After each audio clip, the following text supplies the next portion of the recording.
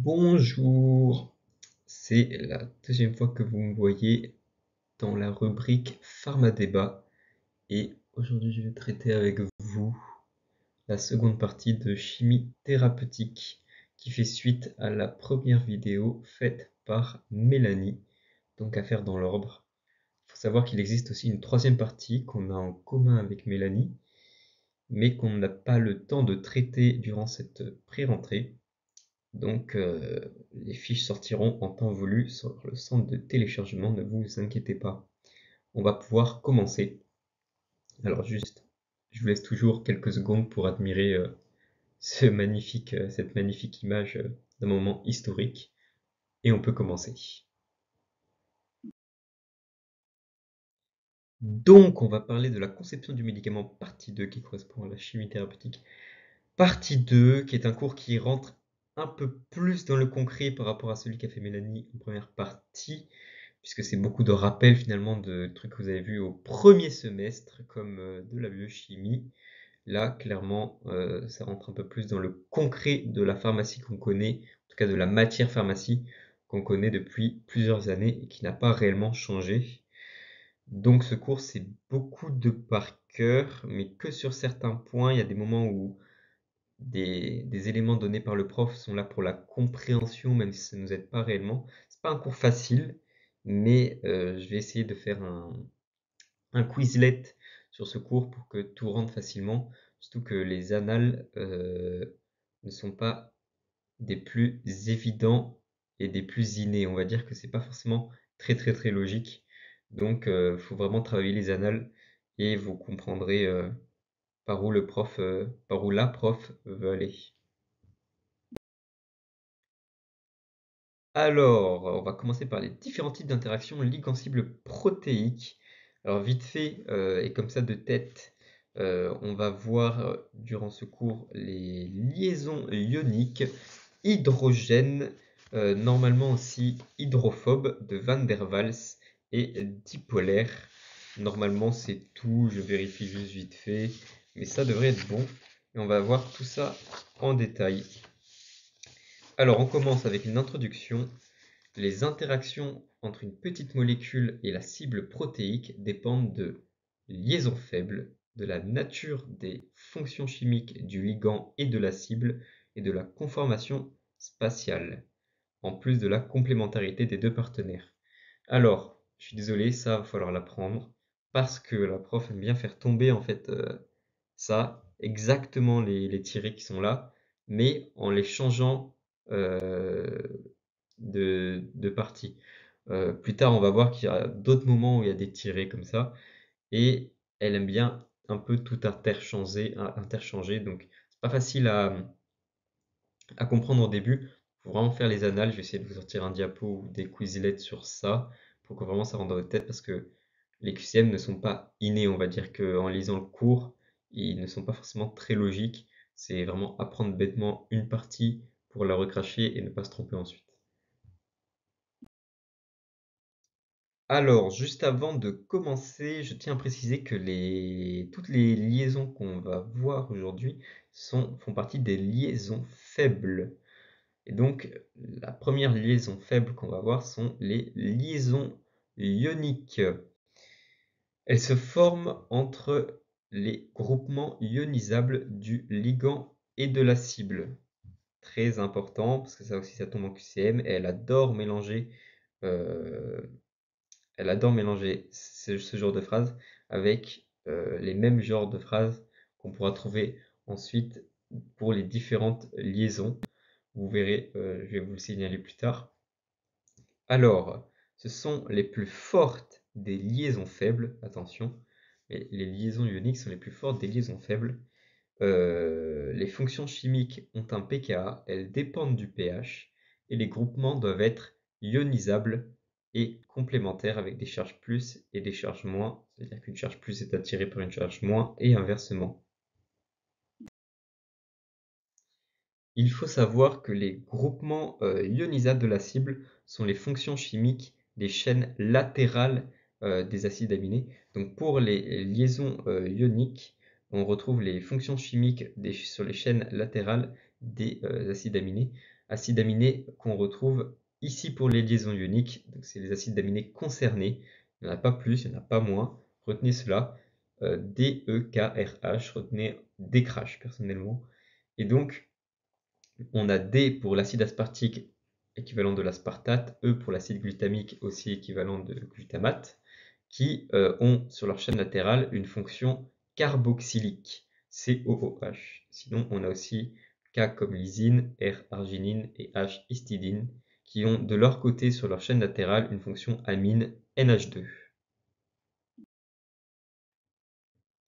Donc là, on est face à une diapositive très importante, parce qu'on découpe déjà les acides aminés s'ils sont chargés négativement ou positivement, ça vous l'avez vu en biochimie normalement, et surtout on donne leur pKa qui vont avoir une incidence comme on va le voir tout à l'heure. Donc l'acide glutamique a un pKa de 4,3, l'acide aspartique a un pKa de 3,9, l'arginine de 13,1, la lysine de 10,8 et l'histidine de 6,1 sous condition qu'on verra tout à l'heure. Il faut absolument retenir tous ces pKa parce que bien sûr la prof les fait tomber en mélangeant un peu tout pour qu'on se trompe. Donc à retenir. J'essaie vraiment de faire des quizlets ou des diapos dessus parce que c'est le genre de points faciles qu'on peut avoir, mais qu'on peut aussi facilement perdre si on l'a pas révisé.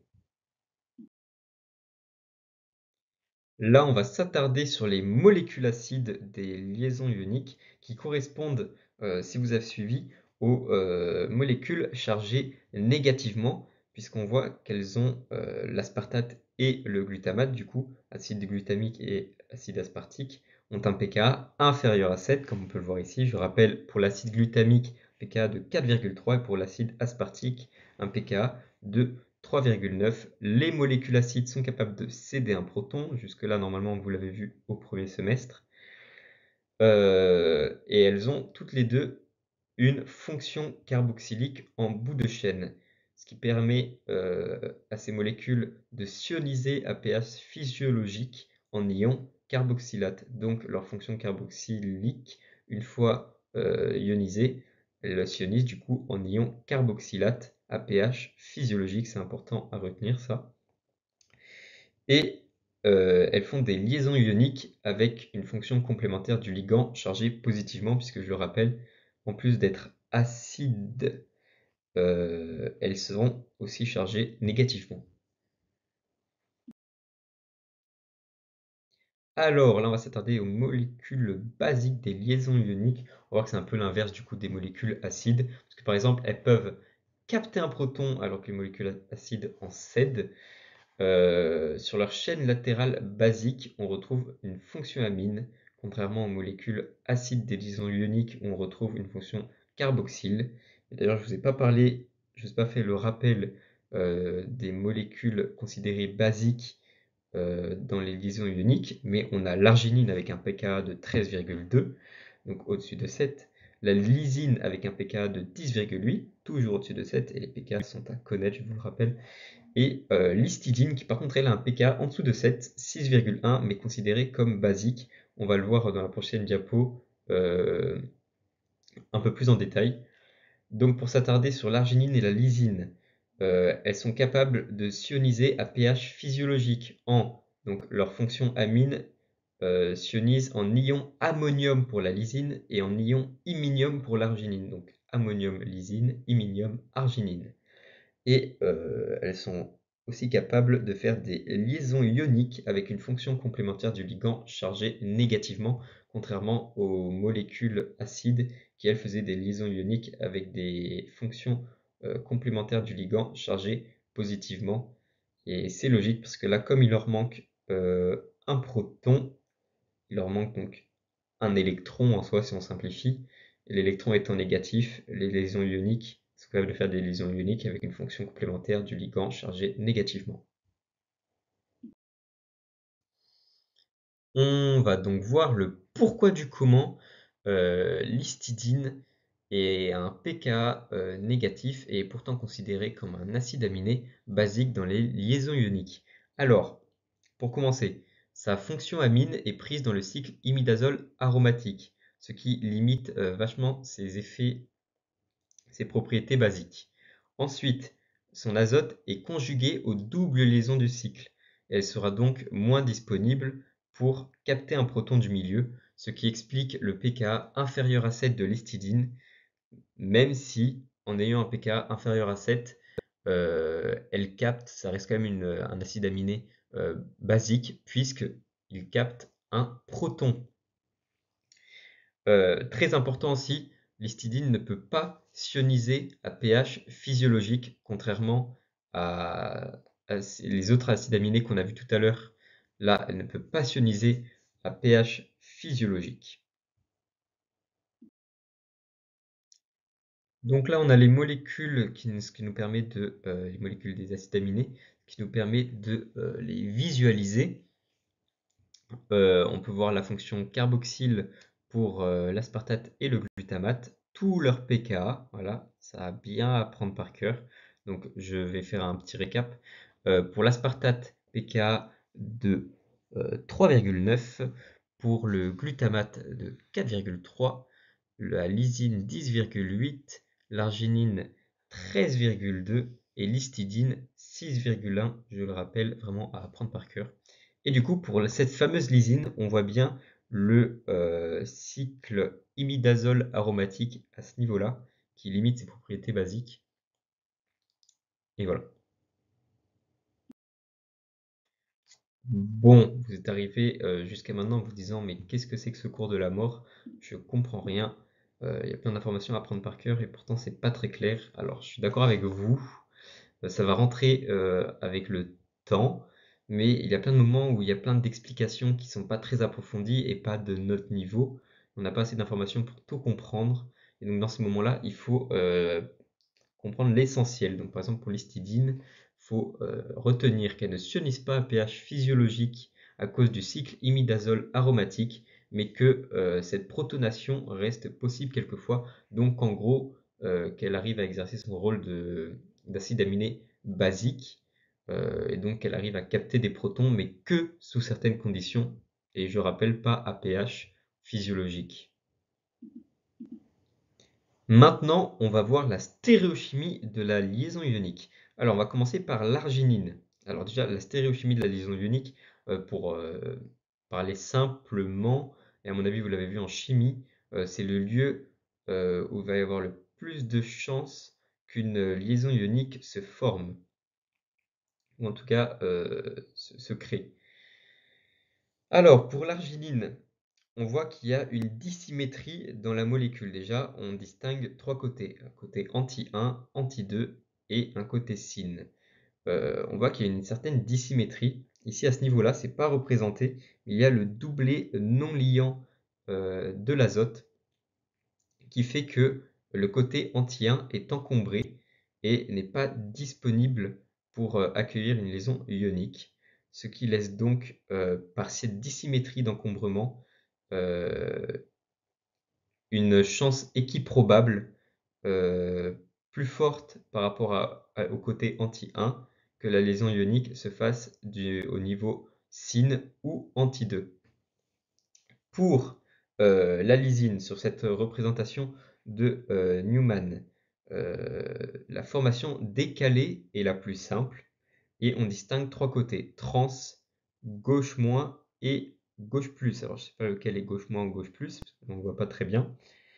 Et ces trois directions sont équiprobables. Donc il faut retenir que pour l'arginine, c'est anti-2 et syn équiprobable, la lysine gauche moins gauche plus trans équiprobable. Et pour l'aspartate et le glutamate, on voit ici que la liaison ionique a beaucoup plus de chances de se faire du côté syn principalement.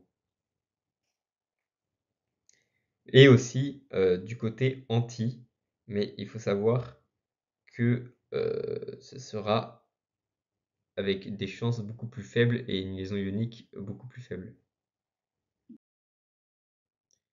Donc là, j'ai fait un petit tableau récap sur la stéréochimie de la liaison ionique et ce qu'il faut retenir.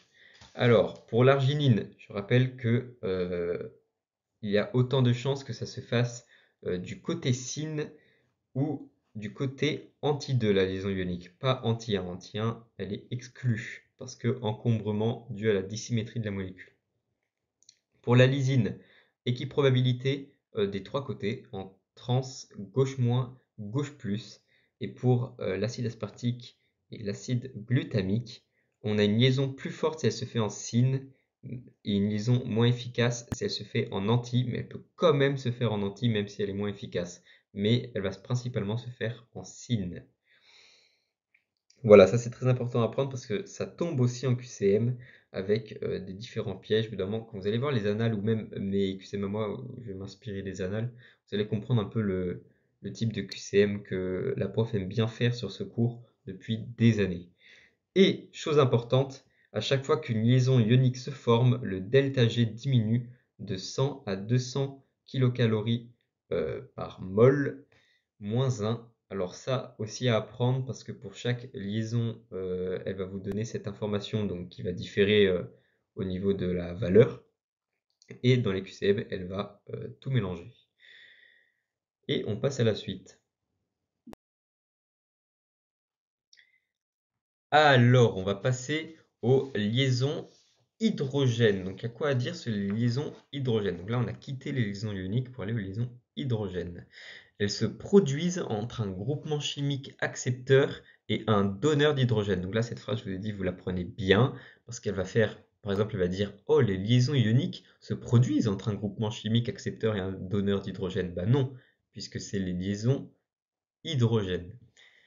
On a 6 acides aminés impliqués dans les liaisons hydrogènes. STC-MNQ. STC-MNQ, personnellement, je le retenais vraiment comme ça en le répétant. STC-MNQ, STC-MNQ. S comme la sérine, T comme la thréonine, qui porte une fonction hydroxyle OH. C comme cystéine, qui porte une fonction thiol SH. M comme méthionine, qui porte une fonction thiotaire S.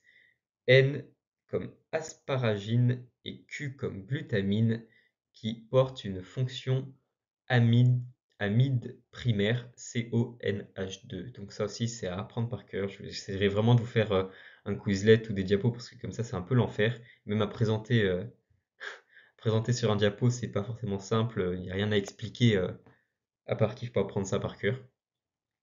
Et cette fois, on retient que à chaque fois qu'une liaison hydrogène se forme, le delta G diminue de 2 à 7 kcal par mol. Donc vous avez vu vraiment, c'est la liaison hydrogène à côté, c'est vraiment des liaisons faibles, la liaison la plus forte. Parce que là, on a à peine un delta G qui diminue de 2 à 7 kg par mol, alors que tout à l'heure, kilocalories par mol, alors que tout à l'heure, c'était vraiment 100, je crois. Donc il y a une grande différence, et tout ça à apprendre par cœur. Donc là, j'ai fait un tableau récap que vous pourrez retrouver dans la fiche, donc je ne vais pas m'attarder trop dessus, avec les différents acides aminés, leurs fonctions, les différents acides aminés bien sûr des liaisons hydrogènes, hein, leurs fonctions et s'ils sont accepteurs ou donneurs. Retenez qu'ils sont tous accepteurs ou donneurs de liaisons hydrogènes, sauf la méthionine qui est uniquement accepteur. Okay, on verra ensuite un peu pourquoi, mais la méthionine est uniquement accepteur. Et sinon, retenez aussi que la cystéine a un pK de 8,4, ça tombe, ça aussi, donc cystéine a un pK de 8,4 et la méthionine est uniquement accepteur, contrairement à tous les autres, donc sérine, thréonine, cystéine, asparagine et glutamine, qui sont aussi donneurs. On a un premier cas particulier avec la cystéine. Donc retenez son pKa, c'est le seul de la liaison des liaisons hydrogènes auquel on donne un pKa. Donc retenez bien que c'est 8,4. Je pourrais le faire les yeux fermés, c'est 8,4.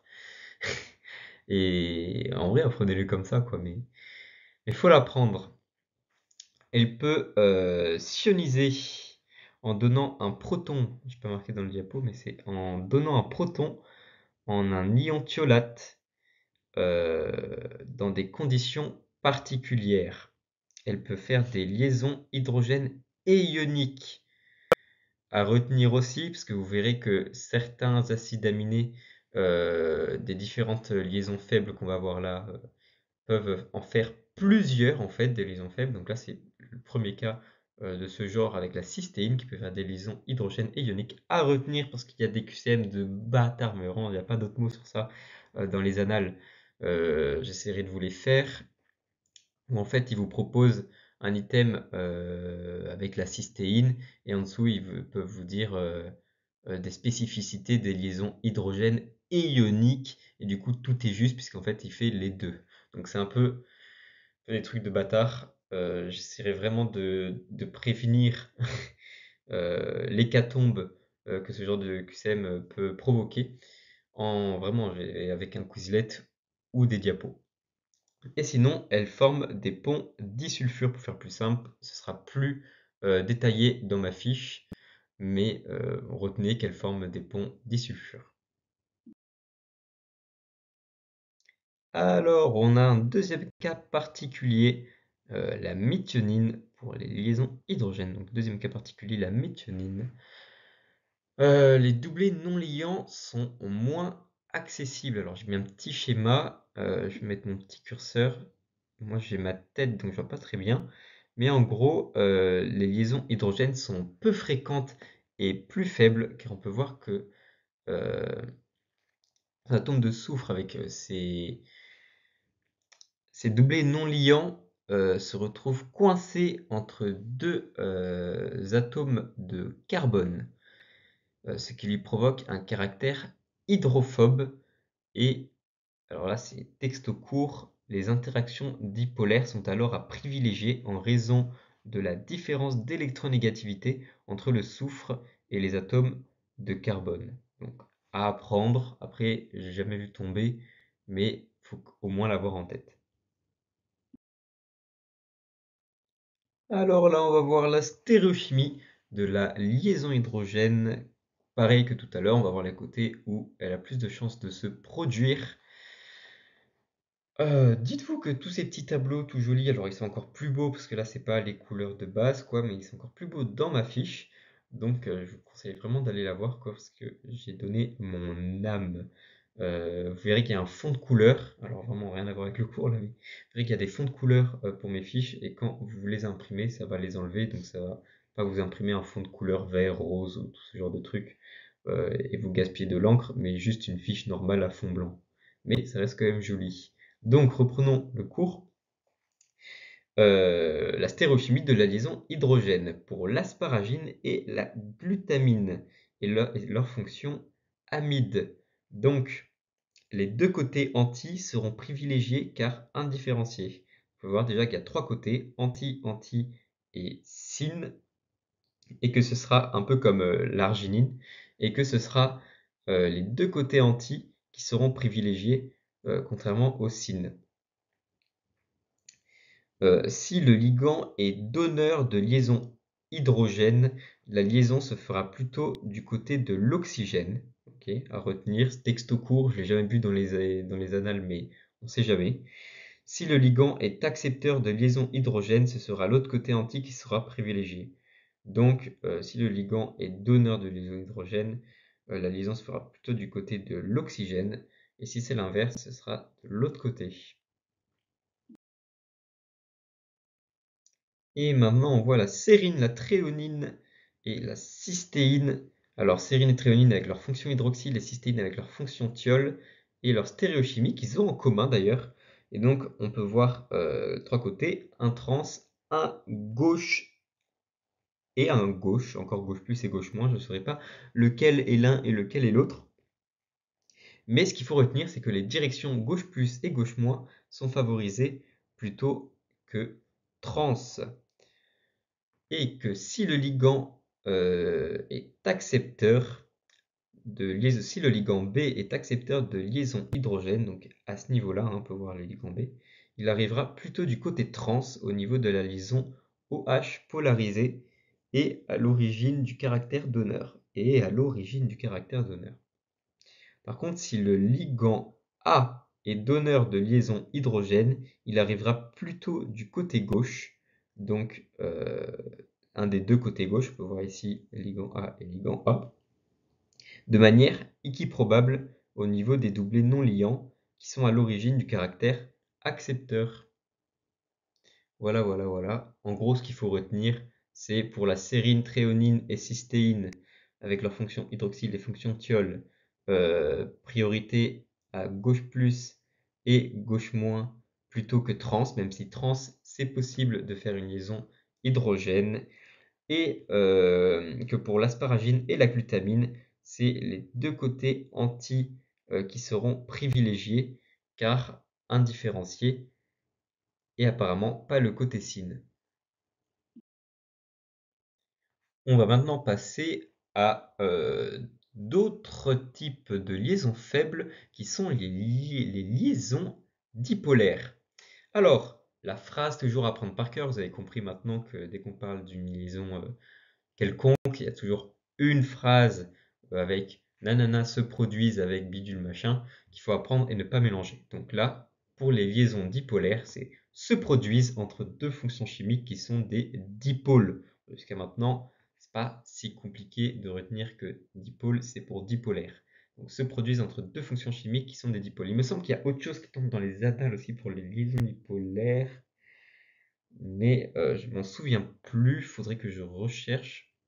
De toute façon, je vous le mettrai, je vous ferai des pièges et vraiment les annales en pharmacie.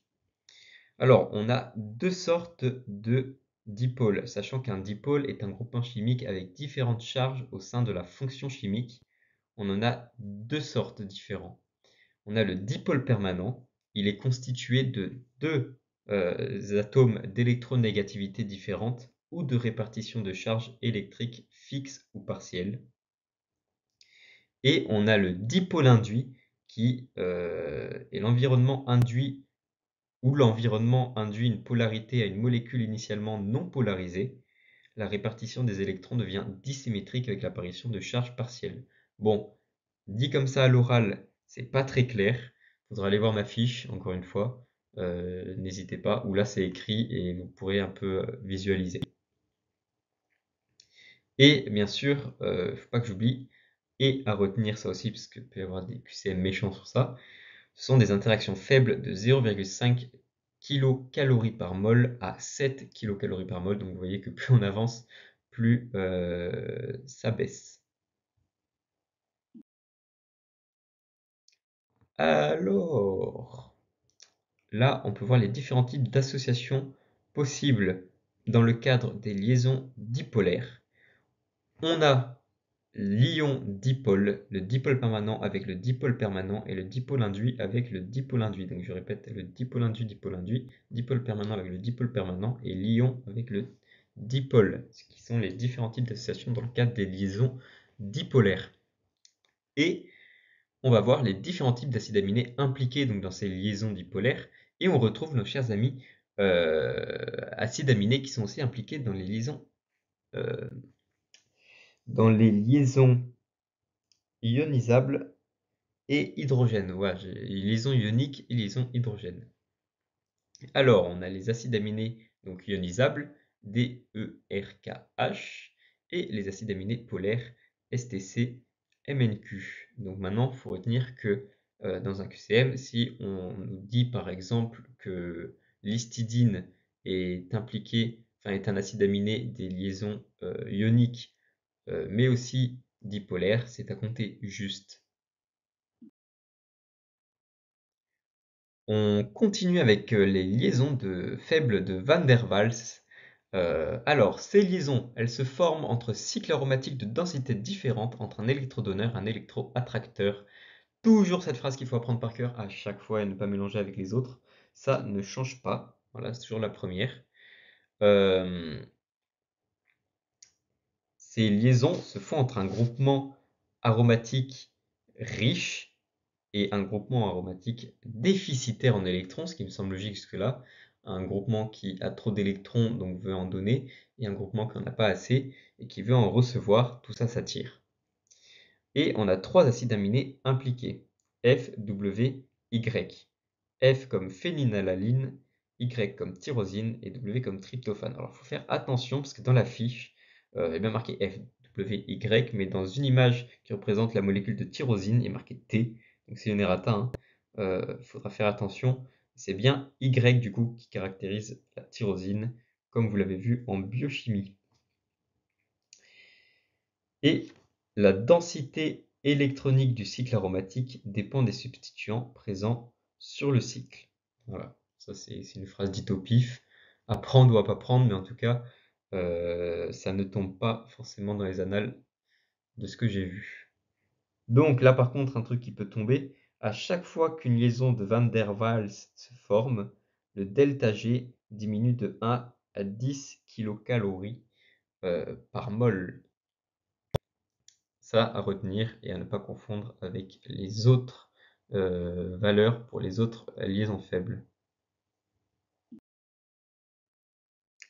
On va s'attarder sur certains acides aminés des liaisons de Van der Waals et on va commencer par la tyrosine qui a un pKa de 10,1, toujours le pKa à apprendre parce que ça peut tomber et la prof aime bien faire tomber ça pratiquement toutes les années aussi, c'est un des QCM qui revient le plus souvent.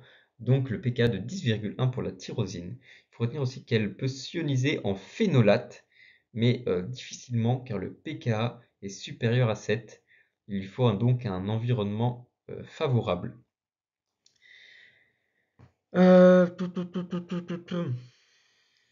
Cet acide aminé peut faire des liaisons de Van der Waals, des liaisons hydrogènes, des liaisons ioniques et des liaisons dipolaires.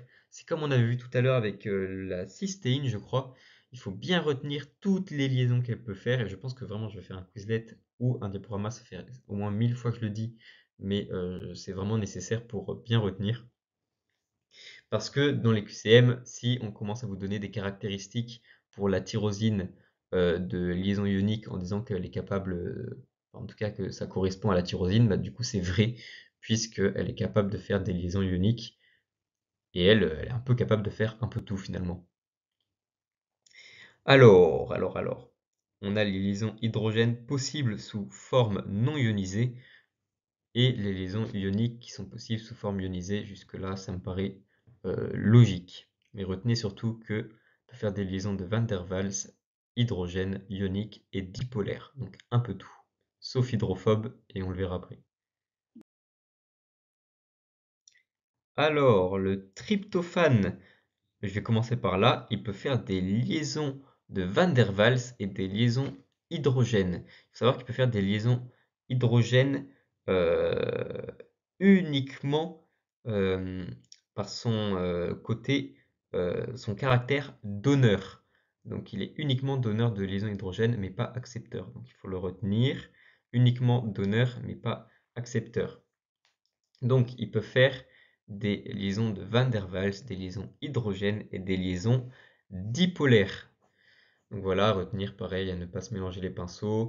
Il peut faire les trois, donc il aura les caractéristiques des trois.